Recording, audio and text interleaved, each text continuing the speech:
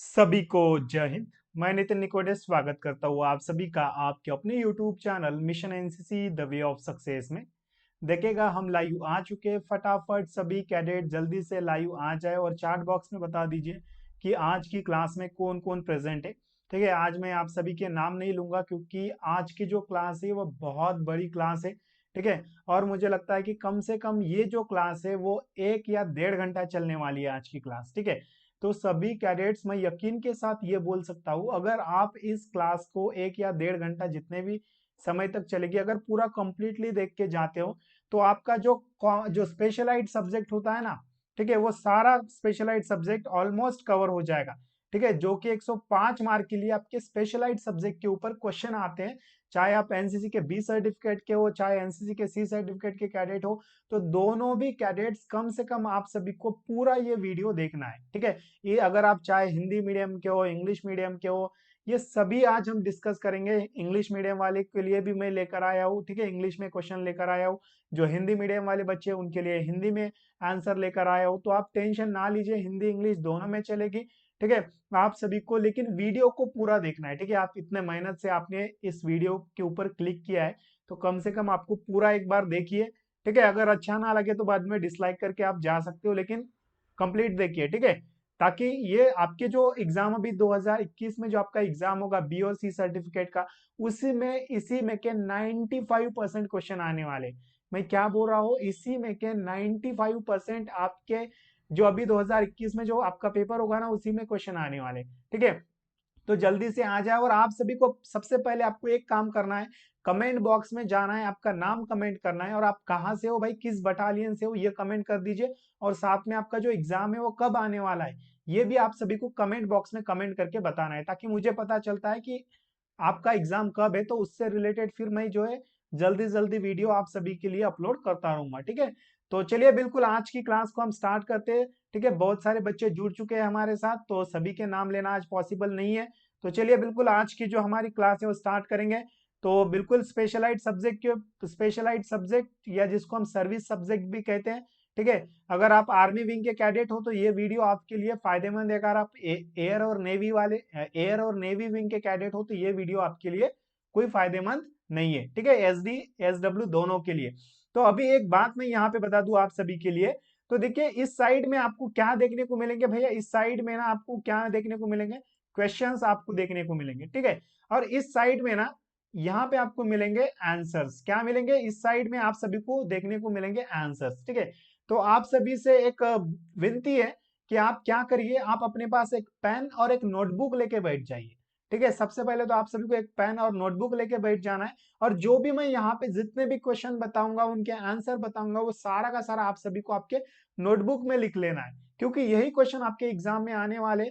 ऐसा ना हो कि यही क्वेश्चन आपके एग्जाम में आएंगे और फिर आप बोलोगे कि तभी अच्छा होता कि मैंने उस क्लास को अच्छी तरीके से पूरा परफेक्टली देखा होता। ठीक है, तो इसीलिए ये दिक्कत ना हो, तो इसीलिए क्या करिए, सभी कैडेट एक पेन और नोटबुक लेके बैठ जाए ताकि आप सभी को ना आसानी हो इन क्वेश्चन को अच्छी तरीके से देखने के लिए।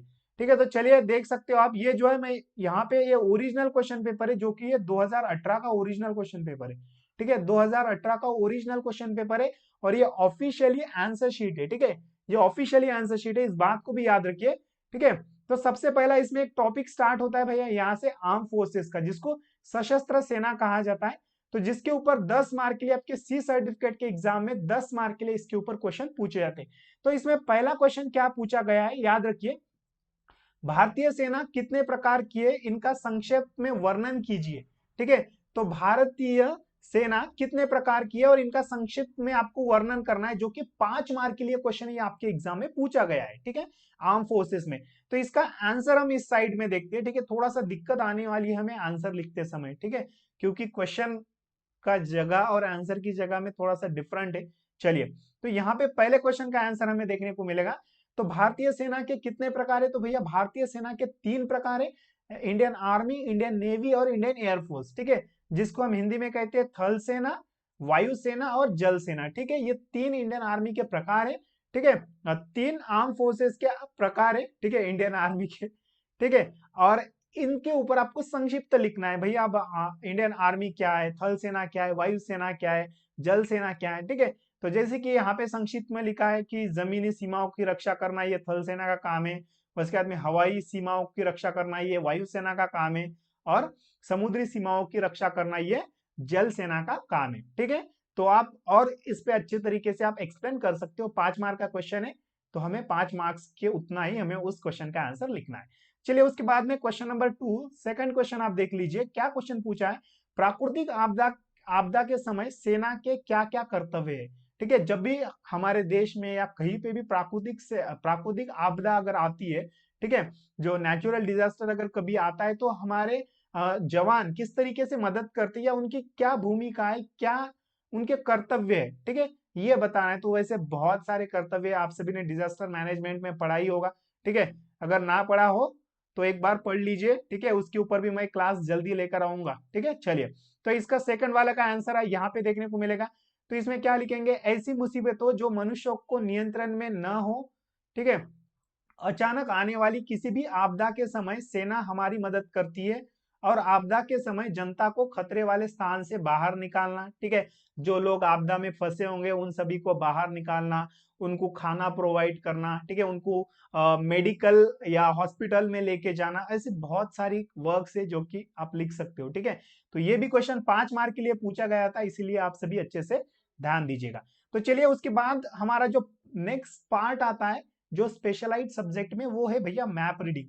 ठीक है, क्या है मैप रीडिंग, जिसको मानचित्र अध्ययन कहते हैं। तो ये इसके ऊपर कितने मार्क्स के लिए आता है, मैप रीडिंग जो है आपका 30 मार्क के लिए आता है। काफी इंपॉर्टेंट सब्जेक्ट है, 30 मार्क्स। ठीक है, 30 मार्क के लिए इसके ऊपर क्वेश्चन पूछे जाते हैं।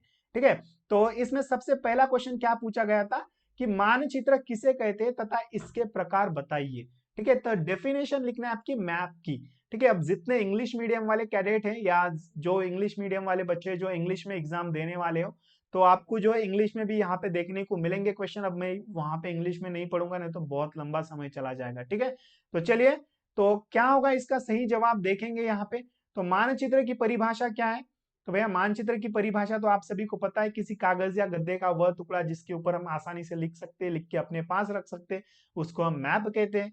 ठीक है, तो किसी कागज या गद्दे का वह टुकड़ा जिसको निश्चित जमीन पे की या भूभाग पे की निश्चित सांकेतिक चिन्हों द्वारा, उन्हें कन्वेंशनल साइन द्वारा जिसे दर्शाते हैं, उनको हम मैप कहते हैं। ठीक है, map is the proper representation of a piece of ground with all its natural and man made features shown by some conventional sign is called as map. ठीक है, तो यहाँ पे क्या परिभाषा लिखी हुई है, तो मानचित्र की परिभाषा यहाँ पे लिखी हुई है, मानचित्र प्रकृति के किसी निश्चित भूभाग को निश्चित जगह पर सांकेतिक चिन्हों द्वारा बना हुआ वह चित्र होता है जो किसी निर्धारित मापक पर भूभाग को उस रूप में प्रदर्शित करता है। ठीक है, यहां से आप अच्छे से पढ़ लीजिए और आप क्या करिए यहां से लिख लीजिए।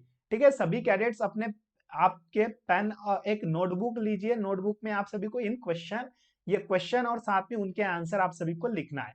तो यहाँ पे देखिए क्वेश्चन क्या पूछा था कि इसके प्रकार बताइए। तो मैप के कौन कौन से प्रकार है, ठीक है, तो प्राकृतिक मानचित्र है, आर्थिक मानचित्र, सैनिकी मानचित्र, राजकीय मानचित्र, ऐतिहासिक मानचित्र। ठीक है, तो ये मानचित्र के प्रकार है। वैसे कि सांख्यिकी मानचित्र, ठीक है, historical map, geographical map, topographical map, ठीक है, पॉलिटिकल मैप, रिलीफ मैप, ये सारे के सारे क्या है, तो मैप के प्रकार है।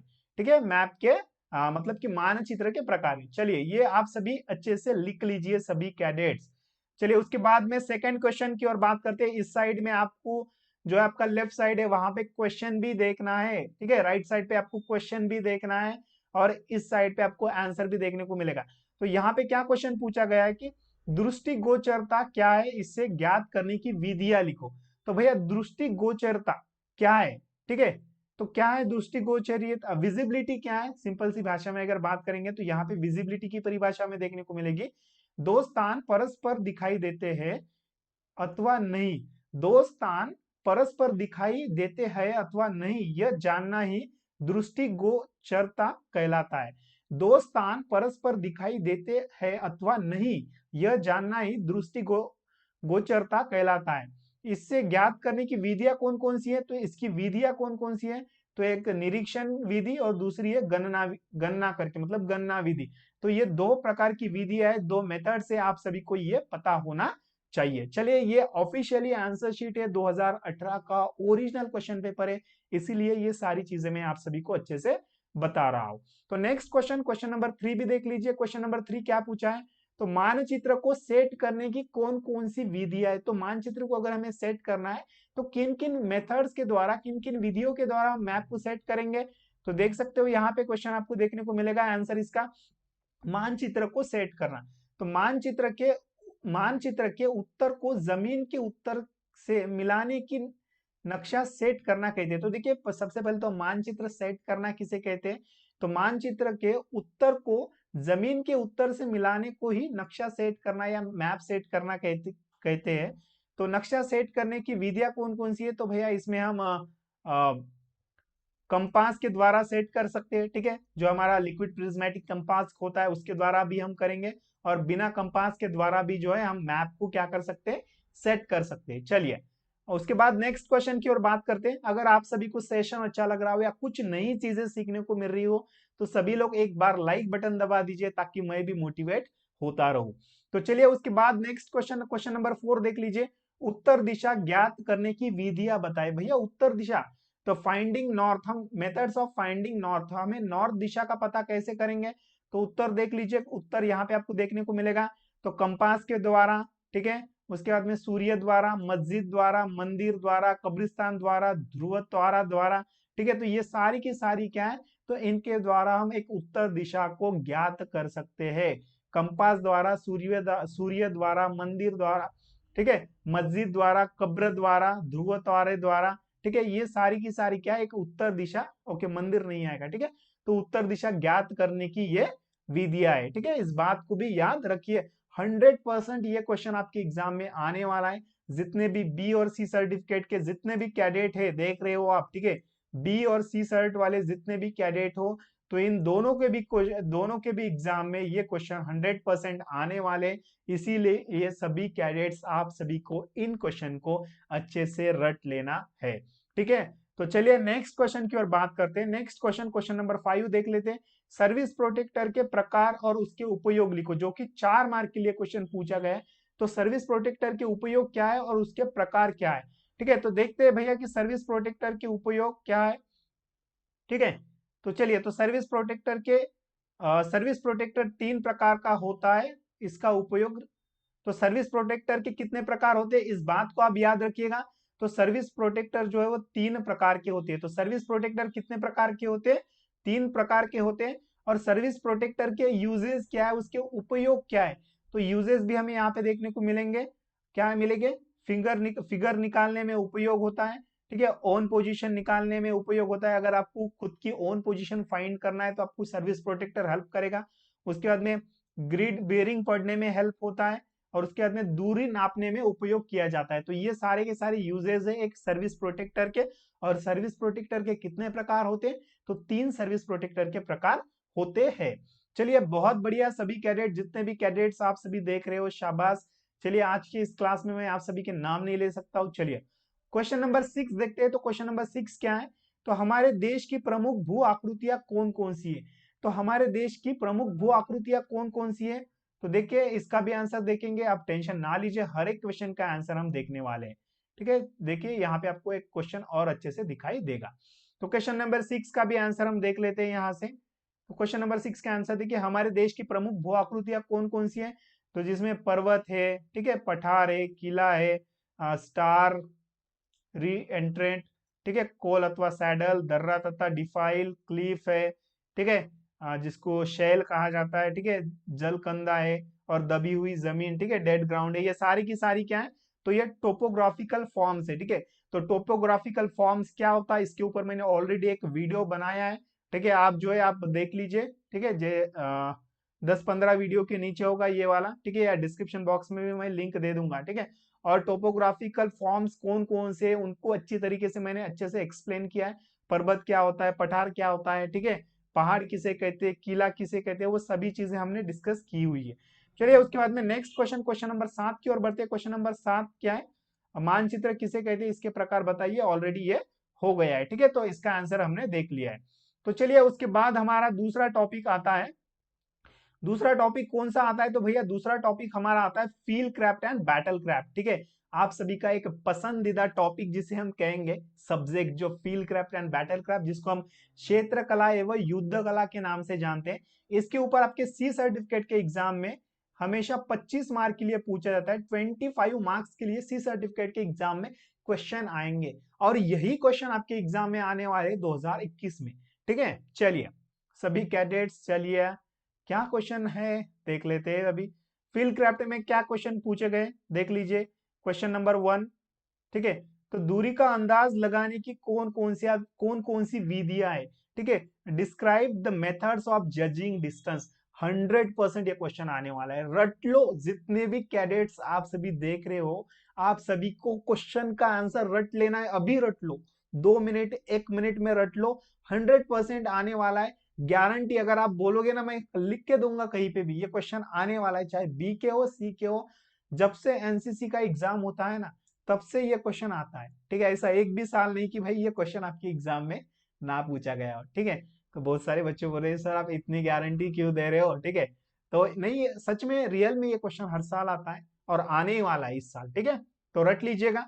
तो क्या है भैया, ये क्वेश्चन कितने मार्क्स के लिए पूछा गया है भैया, 8 मार्क्स के लिए क्वेश्चन पूछा गया है।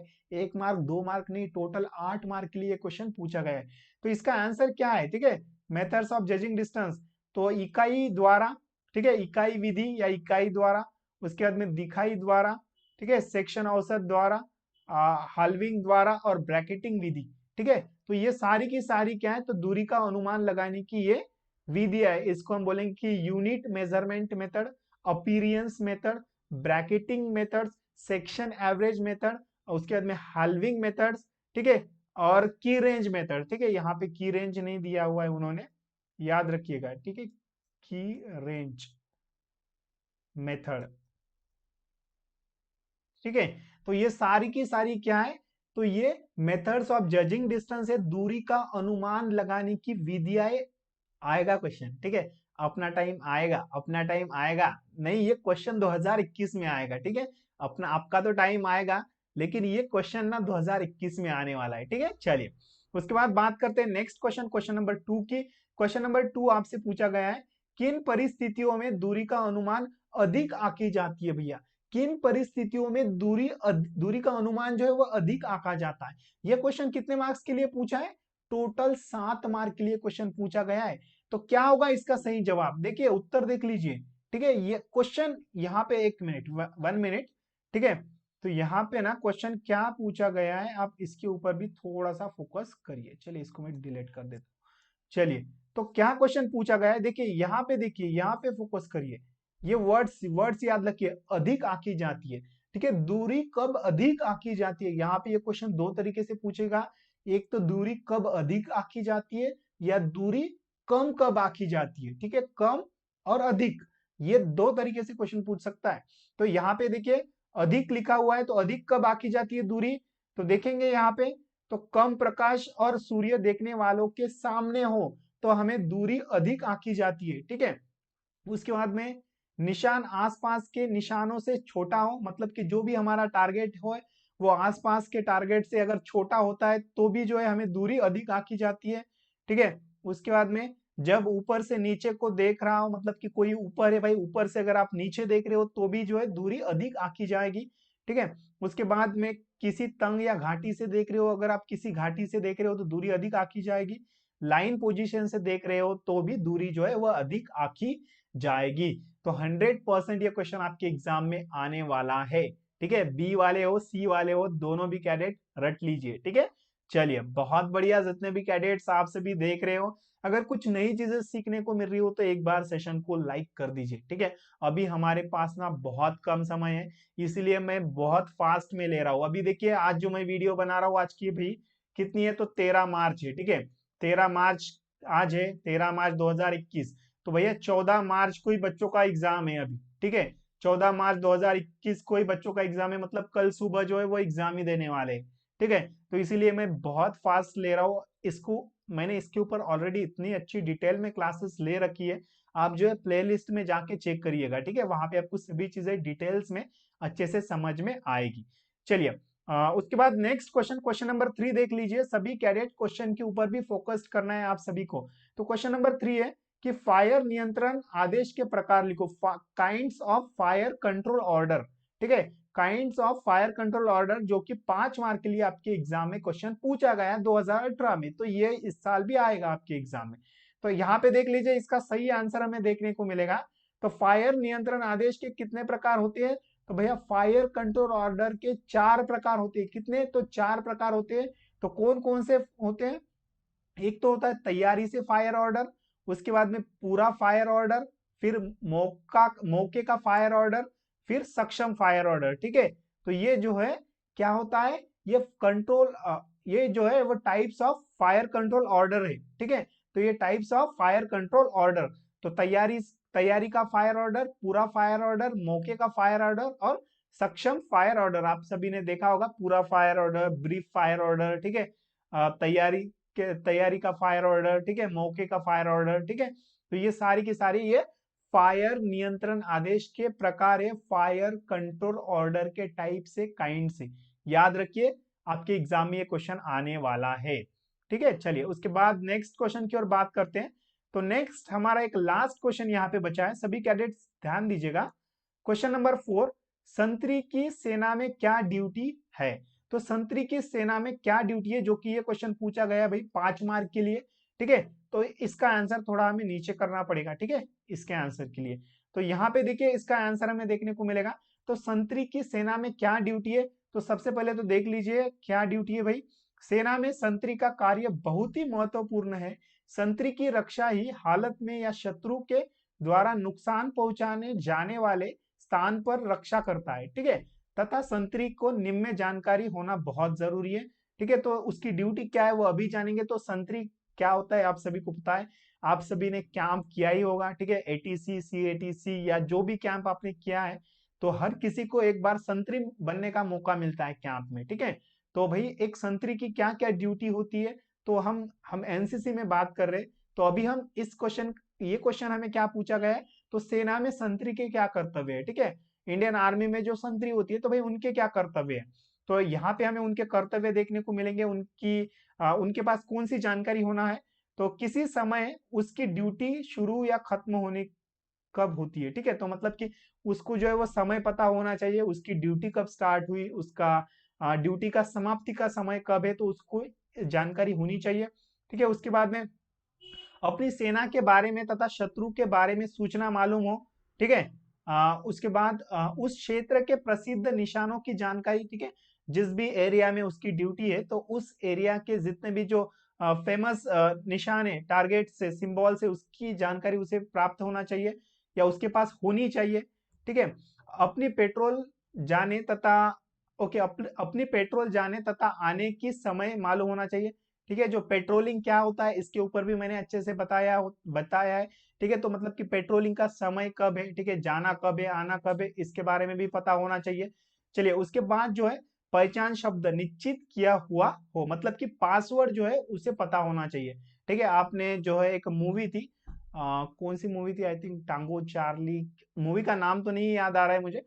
जो पासवर्ड होता है, 3 बार हमें पासवर्ड बताना होता है। अगर पासवर्ड गलत होता है तो भाई दुश्मन को हम वहीं पे खत्म करेंगे। ठीक है, तो बॉबी देओल और अजय देवगन की वो एक मूवी थी। ठीक है, तो उसमें जो है वो पासवर्ड बताना पड़ता है। ठीक है, अगर आप सही तरीके से बताओगे तो ही आपको एंट्री मिलेगी। अगर पासवर्ड अगर आपका गलत होता है तो भाई दिक्कत आ जाएगी। ठीक है, तो पासवर्ड अपना जो पहचान शब्द है, अपना पासवर्ड पता होना चाहिए। ठीक है, चलिए उसके बाद कौन सा हमारा नेक्स्ट टॉपिक क्या आता है, तो नेक्स्ट टॉपिक होता है हमारा introduction to infantry weapons and equipment, जो कि 15 मार्क के लिए इसके ऊपर क्वेश्चन पूछे जाते हैं।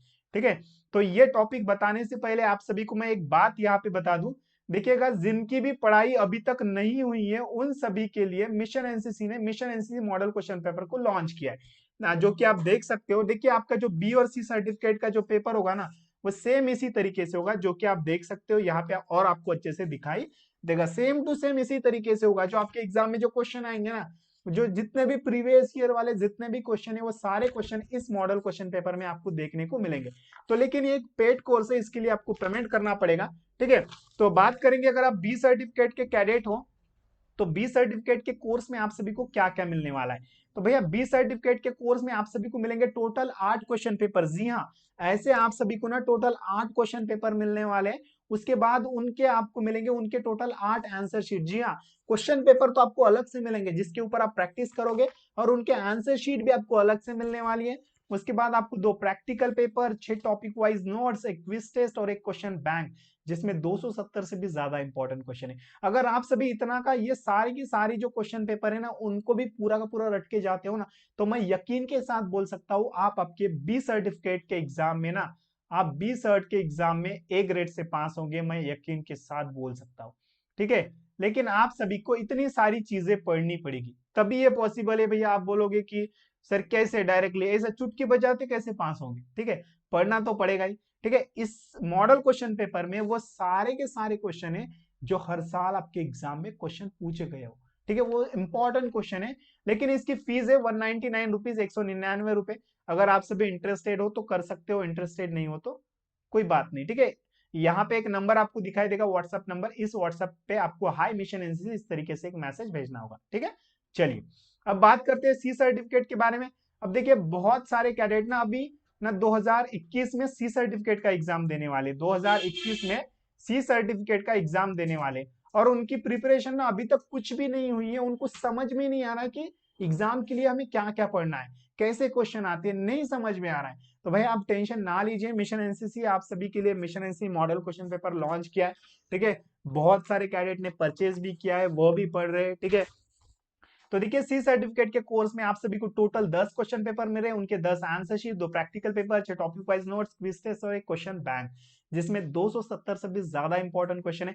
इतना भी आप पूरा का पूरा रट के जाते हो ना, तो मैं यकीन के साथ बोल सकता हूं आप जो है आपकी सी सर्टिफिकेट के एग्जाम में ए या बी ग्रेड में आ जाओगे। ठीक है, ए या बी ग्रेड में आ जाओगे, मैं यकीन के साथ बोल सकता हूँ। लेकिन आप सभी को इतनी सारी चीजें तो पढ़नी पड़ेगी। ठीक है, और सी सर्टिफिकेट की कोर्स की फीस है 199 रुपीज, 199 रुपए। ठीक है, अगर आप सभी इंटरेस्टेड हो तो इस नंबर पे आप सभी को हाई मिशन एनसीसी इस तरीके से एक मैसेज भेजना होगा। ठीक है, अगर इंटरेस्टेड हो तो। ठीक है, तो भैया देखिए क्या होता है, जब तक आप इन्वेस्ट नहीं करोगे ना, तो थोड़ा सा सीखने की जो हमारी चाहत होती है ना वो कम कम होती है। जब हम पेड करते हैं या जब हम खर्च करते हैं ना, तभी क्या होता है, थोड़ा सा हमें जो है जोश आता है कि नहीं हमें वो चीजें पढ़नी चाहिए। ठीक है, जो फ्री वाला जो कितना भी ज्ञान अगर दिया जाए ना, तो वो सर सर के ऊपर से ही चला जाता है, जो फ्री वाला ज्ञान होता है। ठीक है, तो इसीलिए ये एक पेड कोर्स है, इसलिए आपको पेमेंट करना पड़ेगा। ठीक है, 199 रुपीज है, वन टाइम इन्वेस्टमेंट है। ठीक है, और आप सही तरीके से आपका एग्जाम तो 100% क्लियर करोगे, मैं यकीन के साथ बोल सकता हूँ। लेकिन इतनी सारी चीजें पढ़ेंगे तो ही होगा। ठीक है, चलिए अब बहुत सारे बच्चों के मन में एक डाउट है कि सर हमारे पास क्वेश्चन पेपर आएंगे कैसे, हमें कैसे परचेस करना है? ठीक है सर, पेपर क्या कैसे आएंगे? ठीक है, पेमेंट कैसे करें? ये डाउट अभी क्लियर करवा दूं। ठीक है, तो सबसे पहले ना आपको देखिए यहाँ पे एक व्हाट्सएप नंबर दिखाई देगा, इस व्हाट्सएप नंबर पे आपको हाई मिशन एनसीसी इस तरीके से एक मैसेज भेजना है। जैसे ही आप मैसेज भेजोगे तो आपको एक पेमेंट का ऑप्शन मिलेगा आपके व्हाट्सएप पे, जिसके ऊपर फोन पे, गूगल पे, पेटीएम, भीम पे और व्हाट्सएप पे, ये सारे के सारे डिजिटल पेमेंट्स मोड्स है।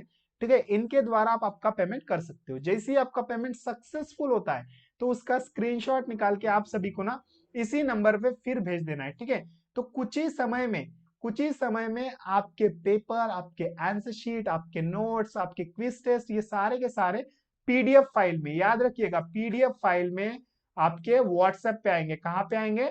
तो आपके व्हाट्सएप पे आएंगे। कहाँ पे? तो व्हाट्सएप पे आएंगे पीडीएफ फाइल में। और पेपर का जो लैंग्वेज होगा भाई, पेपर जो है वो हिंदी लैंग्वेज में। ठीक है, बहुत सारे कैडेट हिंदी लैंग्वेज वाले, तो इसीलिए जो हिंदी मीडियम वाले, इसलिए पेपर आपको हिंदी में मिलेंगे। ठीक है, तो और एक बात यहाँ पे बता दूं, पेपर का जो लैंग्वेज वो हिंदी है, और पेपर सिर्फ आर्मी विंग वाले कैडेट्स के लिए। अगर आप नेवी और एयर वाले कैडेट हो तो आपको कॉमन सिलेबस मिलेगा, स्पेशलाइज नहीं मिलेगा।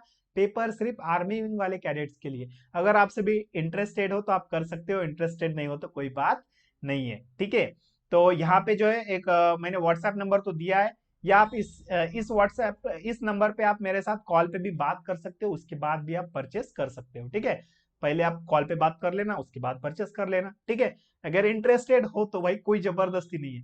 ठीक है, और मैंने एक मिशन एनसीसी का व्हाट्सएप ग्रुप बनाया है। ठीक है, ये जो है ना, मैंने एक मिशन एनसीसी का एक व्हाट्सएप ग्रुप बनाया है। उस व्हाट्सएप ग्रुप में वही बच्चे ज्वाइंट है जिन्होंने इस कोर्स को परचेज किया है। ठीक है, तो ये व्हाट्सएप ग्रुप में कौन बच्चा ज्वाइंट है, वही बच्चे ज्वाइंट है जिन्होंने इस कोर्स को परचेज किया है। तो इन बच्चों को मैं वो डेली पीडीएफ्स भेजता हूं, जो मैं आज जो पढ़ा रहा हूं ना, वो सारी पीडीएफ्स उस व्हाट्सएप ग्रुप में चली जाएगी, ताकि इस व्हाट्सएप ग्रुप पे जितने भी बच्चे हैं उनकी प्रिपरेशन और अच्छे से हो। इसलिए उन सभी को सुबह शाम जो है वो पीडीएफ्स में प्रोवाइड करता हूँ, जितने भी क्लासेस लेता हूँ उनकी पीडीएफ्स प्रोवाइड कर देता हूँ। अगर आप सभी उस व्हाट्सएप ग्रुप में जुड़ना चाहते हो तो पहले आपको कोर्स को परचेज करना पड़ेगा, उसके बाद जो है आप उस व्हाट्सएप ग्रुप में जुड़ सकते हो। ठीक है, चलिए, आई होप कि आपको ये सभी चीजें अच्छे से समझ में आ रही है। चलिए, कहीं बोर तो नहीं हो रहे हो सभी कैडेट्स, जितने भी कैडेट्स आप देख रहे हो, कहीं बोर तो नहीं हो रहे हो। चलिए, एक थोड़ा सा मैं पानी पीना चाहूंगा 1 मिनट के लिए। ठीक है, आप बोर तो नहीं हो रहे हो। चलिए, एक शेर फरमाना चाहूंगा आपके सामने। ठीक है, एक तो एक शेर है भाई। शेर, क्या शेर है? ओके। तो तैरना है तो समंदर में तैरो, इन नदी नालों में क्या रखा है। तैरना है तो समंदर में तैरो, इन नदी नालों में क्या रखा है। प्यार करना है तो वतन से करो, इन लड़की लड़कों में क्या रखा है। ठीक है, तो आई होप कि आप सभी प्यार जो है वो वतन से ही करते होगे। ठीक है, तो तैरना है तो हमेशा कहाँ पे तैरना है, तो समंदर में तैरना है, और प्यार करना है तो हमेशा वतन से करना है। लड़की लड़कों में क्या पड़ा है। ठीक है, तो चलिए, आई होप कि आपको अच्छे से चीजें समझ में आ रही है।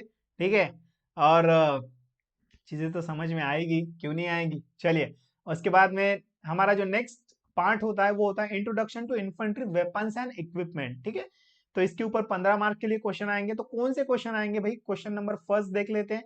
तो एलएमजी, क्या है, 7.62 mm एलएमजी को कितने बड़े भागों में खोला जाता है, विस्तार से वर्णन कीजिए। तो एलएमजी को कितने भागों में खोली जाती है, एलएमजी कितने भागों में, तो 5 भागों में खोली जाती है। आप सभी को पता है, कई बार आपने उस क्वेश्चन का आंसर देखा है। तो अभी थोड़ा सा हमें नीचे आना पड़ेगा क्योंकि इसके आंसर के लिए। ठीक है, तो इसका आंसर हमें यहाँ पे देखने को मिलेगा। तो भाई एलएमजी को हम कितने भागों में खोलते हैं, तो 5 भागों में। तो सबसे पहला है पिस्टन ग्रुप, उसके बाद में barrel group, bird group, body group और वाइपैड ग्रुप। ठीक है, तो ये 5 भागों में हम एलएमजी को खोलते हैं। ठीक है, तो ये 5 बड़े भागों में एलएमजी को खोला जाता है। 100% ये क्वेश्चन आने वाला है भाई। ठीक है, जितने भी कैडेट्स आप देख रहे हो ना, 100% ये क्वेश्चन आपके एग्जाम में आने वाला है। तो 5 भाग है, बिल्कुल याद रखो, रट लो। ठीक है, चलिए, उसके बाद नेक्स्ट क्वेश्चन, थोड़ा सा क्या हो रहा है, मुझे आगे पीछे करना पड़ेगा ये। ठीक है, उसके बाद क्वेश्चन नंबर 2 देख लीजिए। क्वेश्चन नंबर 2 क्या है कि इन्फेंट्री के एक बटालियन में कितनी कंपनियां हैं, विस्तार से बताएं। तो भैया इन्फेंट्री के एक बटालियन में कितनी कंपनियां होती है, तो विस्तार से आप सभी को बताना है। ठीक है, तो देखेंगे हमें क्या कितनी कंपनियां होती है एक इन्फेंट्री बटालियन में। तो इन्फेंट्री बटालियन में एक क्वार्टर कंपनी होती है, एक क्वार्टर कंपनी, दूसरी होती है सपोर्ट कंपनी, और बाकी की 4 राइफल कंपनियां होती है। याद रखिएगा सभी कैडेट्स, एक इन्फेंट्री बटालियन में कितनी कंपनियां होती है, तो एक क्वार्टर कंपनी होती है, दूसरी सपोर्ट कंपनी होती है, और बाकी की 4 राइफल कंपनियां होती है। मतलब कि एक इन्फेंट्री बटालियन में 6 कंपनी होती है, हम इस तरीके से बोल सकते हैं। कितने, तो 6 कंपनी होती है, हम बोल सकते हैं कौन सी। तो भैया एक होती है हैंड क्वार्टर कंपनी, उसके बाद में दूसरी सपोर्ट कंपनी, और उसके बाद में 4 जो होगी, 4 कौन सी होगी, तो 4 होगी राइफल कंपनी। ठीक है, तो ये 4 कंपनियां एक इन्फेंट्री बटालियन में होती है। आई होप कि आपको चीजें अच्छे से समझ में आ रही है। ठीक है, अगर भैया आप सभी को चीजें, कुछ नई चीजें सीखने को मिल रही हो तो एक बार लाइक बटन दबा दीजिए। ठीक है, जब आप लाइक करोगे तो थोड़ा सा मुझे भी मोटिवेशन मिलता है, नहीं मैं जो वीडियो बना रहा हूँ, ठीक है, कुछ कुछ हद तक ना बच्चों को पसंद आ रहा है। ठीक है, तो क्या होता है, फिर मैं सोचता हूँ कि क्या बनाना चाहिए और वीडियो या नहीं बनाना चाहिए। ठीक है, आपको अच्छा लग रहा है नहीं लग रहा है मुझे कैसे समझ में आएगा। तो जब आप लाइक करोगे तो भी तो समझ में आएगा ना, लाइक करोगे डिसलाइक करोगे तो ही समझ में आएगा, ऐसे थोड़ी ना समझ में आएगा। ठीक है, तो और आप सभी को इस सेशन को शेयर भी कर देना है आपके सभी फ्रेंड्स के साथ। ठीक है, तो काफी मेहनत लगती है। ठीक है, आप सभी को पता है। तो एक बार आप सभी को शेयर भी कर देना है, जैसे ही आपकी क्लास हो जाएगी उसके बाद शेयर कर देना है। ठीक है, जिस भी व्हाट्सएप ग्रुप में हो, एक ही व्हाट्सएप ग्रुप में शेयर कर दो जिस व्हाट्सएप ग्रुप में आप हो, और जो एनसीसी का व्हाट्सएप ग्रुप है। ठीक है, बाकी इधर उधर मत कर देना। चलिए, तो क्वेश्चन नंबर 3 भी देख लेते हैं। क्या क्वेश्चन नंबर 3 पूछा है, तो सेना के 4, वेट वेट वेट थोड़ा सा वेट, इसको कर देंगे भाई कट। तो यहाँ पे क्या लिखा है, तो सेना के 4 टैंक के नाम हमें लिखना है। तो भैया सेना के 4 टैंक्स कौन कौन से 4 टैंक के नाम हमें लिखना है।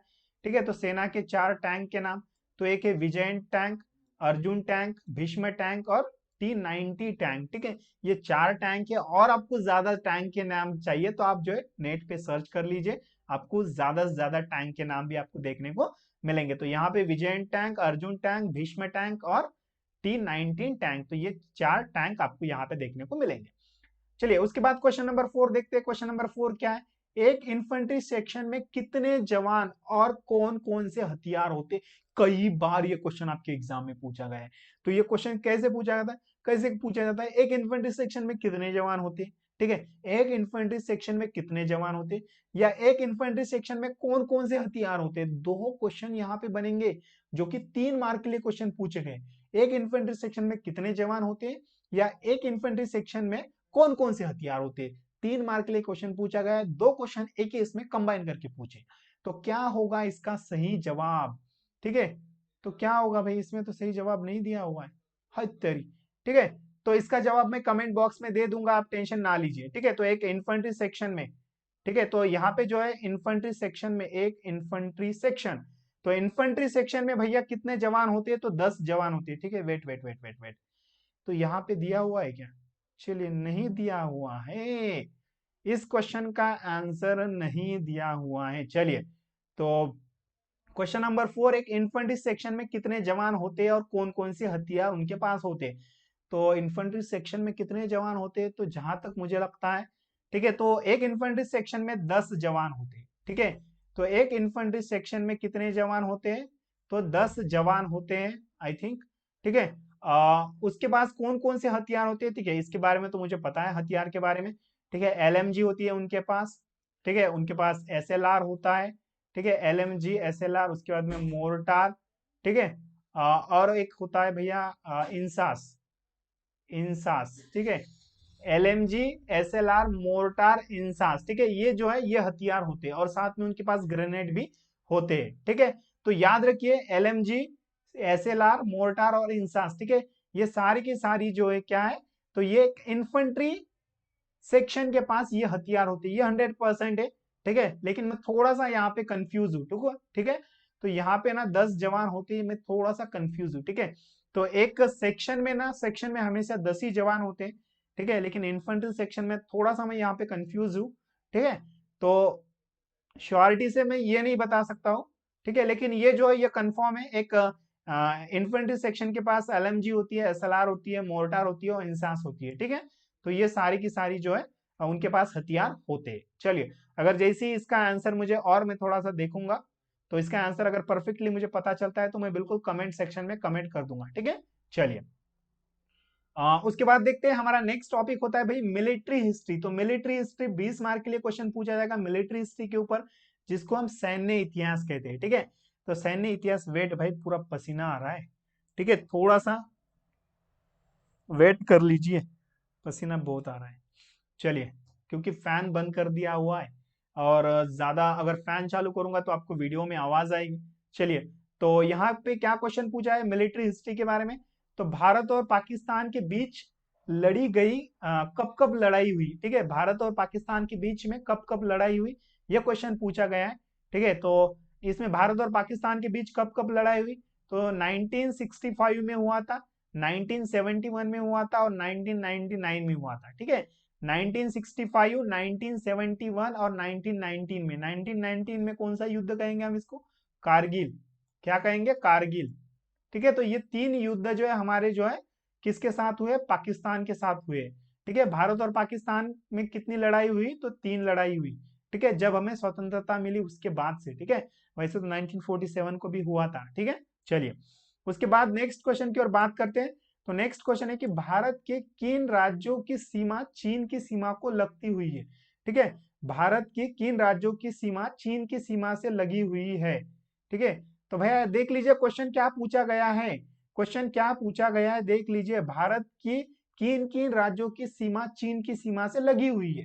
ठीक है, तो हमारे भारत के जो कौन से स्टेट है जो कि चीन से लगे हुए हैं या चीन की बॉर्डर से लगे हुए हैं, जैसे कि जम्मू एंड कश्मीर, हिमाचल प्रदेश है, उत्तराखंड है, सिक्किम है और अरुणाचल प्रदेश है। ठीक है, ये जो है ये सारे जो है किससे लगे हुए हैं, तो ये जो हमारे जो इंडिया के स्टेट है ये चीन की बॉर्डर से लगे हुए हैं, चीन से लगे हुए हैं। ठीक है, याद रखिए, लिख लीजिए, नोटबुक में लिख लीजिए।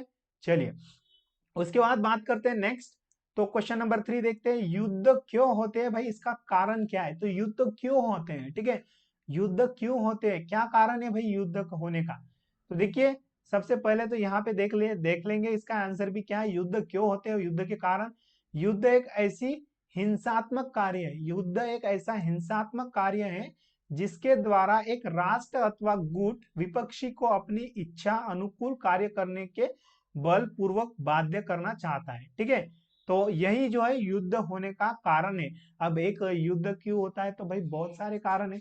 ठीक है, आपस में कोई जो है, मान लो भाई अब हमारे भारत पाकिस्तान के बीच में क्यों युद्ध होता है, तो पाकिस्तान भाई इधर इधर कब्जा करता है। ठीक है, जो हमारी जमीन है उधर कब्जा करता है। ठीक है, पॉलिटिकल युद्ध होते हैं। ठीक है, तो ये क्या है, ये अलग अलग तरह की युद्ध होने के कारण है, रीजन है। ठीक है, चलिए उसके बाद अब आपस में यही है कि भाई मान लो आप दोनों भाई हो, ठीक है, या बहन भाई हो या भाई बहन हो। ठीक है, अब दोनों बहन बहन भाई के बीच में क्यों युद्ध होता है, ठीक है, ऐसा, लेकिन आप समझ सकते हो ना क्यों युद्ध होते हैं, क्या रीजन है। ठीक है, चलिए उसके बाद नेक्स्ट क्वेश्चन। तो क्वेश्चन नंबर 4 देखते हैं। तो क्वेश्चन नंबर 4 क्या पूछा गया है, क्वेश्चन नंबर 4 देखते हैं। तो सार्क संगठन में कौन कौन से देश शामिल है, उनके नाम लिखना है। तो सार्क संगठन, ठीक है, सार्क संगठन में कौन कौन से देश शामिल है। तो सार्क संगठन में जो है भारत है, ठीक है, भारत है, पाकिस्तान है, बांग्लादेश है, श्रीलंका है, नेपाल है, भूटान है, अफगानिस्तान है और मालदीव है। ठीक है, तो ये सार्क संगठन में जो है ये शामिल हुए वाले देश है। ठीक है, चलिए उसके बाद जो है हमारा लास्ट टॉपिक बचता है, जो कि लास्ट टॉपिक है वो कम्युनिकेशन का। ठीक है, जिसको हम संचार कहते हैं। तो कम्युनिकेशन के ऊपर कौन सा क्वेश्चन पूछा था, तो ये क्वेश्चन ना, वेट, कम्युनिकेशन के ऊपर कौन सा क्वेश्चन पूछे थे। तो कम्युनिकेशन के ऊपर एक ही क्वेश्चन पूछा है जो कि 5 मार्क के लिए पूछा गया है, जो कि आप देख सकते हो। तो संचार के कौन कौन से साधन है, ठीक है, तो संचार के कौन कौन से साधन है, ये क्वेश्चन आपके बी और सी वाले जितने भी बच्चे देख रहे हो, बी और सी वाले, वो रट लेना है आप सभी को, क्योंकि ये क्वेश्चन आपके एग्जाम में 100% आने वाला है। ठीक है, तो संचार के कौन कौन से साधन है भाई, ठीक है, वेट वेट वेट, थोड़ा सा 1 मिनट। चलिए मतलब कि एक पेज 8 9, ठीक है, चलिए कोई बात नहीं, कोई बात नहीं। ठीक है, तो यहाँ पे देखिए, तो संचार के कौन कौन से साधन है, तो रेडियो, टेलीविजन, समाचार पत्र, दूरभाष, internet, mobile phones, walkie talkie. ठीक है, ये जो है वो सारे के सारे क्या है, तो संचार के साधन है। ठीक है, तो ये आप सभी को पता होना चाहिए, जो कि हर साल ये क्वेश्चन 5 मार्क के लिए या 3 मार्क के लिए आपके एग्जाम में हर साल ये क्वेश्चन पूछा जाता है। ठीक है, तो चलिए अभी यहाँ पे तो है, यहाँ पे क्वेश्चन नहीं पूछा है उन्होंने कुछ और, लेकिन यहाँ पे हमें कुछ सशस्त्र सेना में ना कुछ और क्वेश्चन यहाँ में हमें देखने को मिलेंगे। तो सैनिकों को दिए जाने वाले वीरता के 6 पदक के नाम लिखो। ठीक है, नाम लिखो, इस तरीके से यहाँ पे क्वेश्चन बन जाएगा। ठीक है, क्या क्वेश्चन बन जाएगा, सैनिकों को दिए जाने वाले वीरता के 6 पदक के नाम आप सभी को लिखना है। तो कौन कौन से, परमवीर चक्र है, ठीक है, वीर चक्र है, युद्ध सेवा मेडल, कीर्ति चक्र, विशिष्ट सेवा मेडल, महावीर चक्र, उत्तम युद्ध सेवा मेडल है, अशोक चक्र, शौर्य चक्र। ठीक है, ये सारे के सारे क्या है भाई, गैलेंटरी अवार्ड है। ठीक है, आप सभी को पता होना चाहिए। ठीक है, और यहाँ पे जो कि परमवीर चक्र जो है, याद रखिए, परमवीर चक्र, परमवीर परमवीर चक्र जो है वो इंडिया का हाईएस्ट गैलेंटरी अवार्ड है। ठीक है, इंडिया का हाईएस्ट गैलेंटरी, ठीक है, सबसे बड़ा अवार्ड है भारत का गैलेंटरी अवार्ड। ठीक है, इंडिया का हाईएस्ट गैलेंटरी अवार्ड, या इसको हम वीरता पुरस्कार कहेंगे। ठीक है, इंडिया का सबसे बड़ा वीरता पुरस्कार कौन सा है, तो परमवीर चक्र। और परमवीर चक्र किसे दिया गया सबसे पहले, तो मेजर सोमनाथ शर्मा साहब को दिया गया। किसको, सोमनाथ शर्मा साहब। ठीक है, मेजर सोमनाथ शर्मा साहब को जो है, सोमनाथ, ठीक है, मेजर सोमनाथ शर्मा साहब को जो है सबसे पहले परमवीर चक्र से सम्मानित किया गया। और इंडिया का सबसे बड़ा वीरता पुरस्कार कौन सा है, तो वो परमवीर चक्र है। और यहाँ पे क्या क्वेश्चन पूछा है उन्होंने, तो सैनिकों को दिए जाने वाले वीरता के 6 पदकों के नाम आपको लिखना है, जो कि आप यहाँ पे देख सकते हो। चलिए उसके बाद में ना एक क्वेश्चन यहाँ पे बनेगा। तो क्वेश्चन क्या बनेगा कि शांति काल में सेना किस प्रकार कार्यवाही करती है। ठीक है, तो शांति काल में सेना किस प्रकार कार्यवाही करती है, तो सेना कैसी शांति काल में क्या कार्यवाही करती है सेना, तो प्रशासनीय मदद करती है। ठीक है, एडमिनिस्ट्रेशन हेल्प। उसके बाद में चिकित्सालय मदद करती है। राष्ट्र विरोधी गतिविधियों पर वो रोक लगाती है। उसके बाद में राष्ट्र निर्माण के कार्य करती है। बाढ़ कार्यों में राहत। ठीक है, उसके बाद में अभ्यास और प्रशिक्षण, आपातकालीन सहायता। तो ये सारे के सारे काम सेना करती है, इंडियन आर्म फोर्सेस करती है शांति काल में। कब? शांति काल में सेना कौन सी कार्यवाही करती है, तो ये सारी की सारी कार्यवाही करती है। आई होप कि आप सभी को ये सारी की सारी चीजें सभी चीजें समझ में आई होगी। हमने सभी क्वेश्चन देखे अच्छी तरीके से। ठीक है, अगर आप सभी ने अच्छे से नहीं देखा हो तो भाई फिर से एक बार आप वीडियो को देख लीजिए, लास्ट तक जरूर देखें, काफी इंपॉर्टेंट है, यही क्वेश्चन आपके एग्जाम में आने वाले, मैं यकीन के साथ बोल सकता हूँ। ठीक है, तो देखिएगा यहाँ पे कुछ देर बाद वीडियो आ जाएगी और इस साइड में भी कुछ देर बाद वीडियो आएगी। उन सभी वीडियोस को आप सभी को देख लेना है। ठीक है, तो इससे क्या होगा, वो भी काफी इंपॉर्टेंट वीडियो आपके एग्जाम के रिलेटेड। और जिन्होंने अभी तक चैनल को सब्सक्राइब नहीं किया हो, चैनल को सब्सक्राइब कर दीजिए और सभी कैडेट एक बार लाइक बटन भी दबा दीजिए ताकि मैं भी मोटिवेट होता रहूं।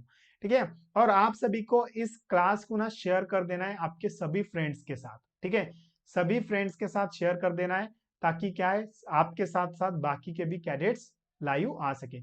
तो ठीक है, तो आप सभी को गुड नाइट। जितने भी कैडेट्स अभी तक बने हो बहुत बढ़िया, शाबाश, सभी को गुड नाइट। चलिए सभी लोग खाना खा लीजिए और कल एग्जाम है भाई। कल कल मतलब कि अब ये वीडियो, अब ये जो बाकी के कैडेट्स होंगे 2 साल 3 साल 4 साल बाद या कुछ महीनों बाद अगर आप देख रहे हो, तो ये वीडियो जो है कल जो है एग्जाम है 14 मार्च को। मतलब कि आज जो वीडियो मैं बना रहा हूँ वो 13 मार्च है। 14 मार्च 2021 को बहुत सारे कैडेट का एग्जाम है। तो उन सभी कैडेट्स को ऑल द बेस्ट। ठीक है, all the best mission NCC की तरफ से। सभी कैडेट सिर्फ एक बात याद रखिए, पेपर को पूरा सॉल्व करना है, खाली नहीं छोड़ना है। ठीक है, और जिन्होंने अभी तक मॉडल क्वेश्चन पेपर को परचेज नहीं किया है, आप कर सकते हो, वीडियो में मेरा व्हाट्सएप नंबर भी आपको मिल जाएगा। ठीक है, तो चलिए बिल्कुल सभी को गुड नाइट, खाना खा लीजिए सभी कैडेट्स। तो बाय एवरीवन। तो बहुत बढ़िया, शाबाश। तो मिलते हैं बिल्कुल नेक्स्ट क्लास में, तब तक के लिए टाटा बाय बाय सायनारा अलविदा। आपका कीमती समय का वीडियो देखने के लिए शुक्रिया। मिलता है दोस्तों अगली वीडियो में। जय हिंद, वंदे मातरम।